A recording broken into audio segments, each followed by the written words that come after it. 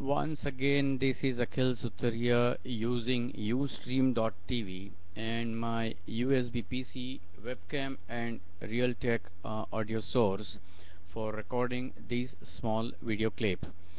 This is a live program which I am broadcasting using Ustream.tv, and I'll be also recording this transmission and will be sending this transmission to the YouTube, because Ustream offers direct transfer of such recorded video clips to YouTube.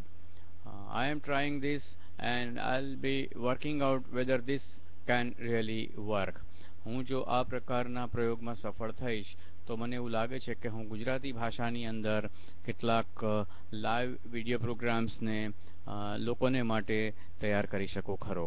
અને જો એ કરવામાં મને સફળતા મળશે તો મારે બીજા કોઈ પણ જાતના વધારાના સાધનો હવે રાખવાની કે વસાવવાની જરૂર નથી અને હું આવા પ્રકારના વિડીયો કાર્યક્રમ તૈયાર કરી શકું ખરો. આપણે હવે જોઈ લઈએ કે આ પ્રયોગનો શું પરિણામ આવ્યું. Let us check what is the result of this experiment.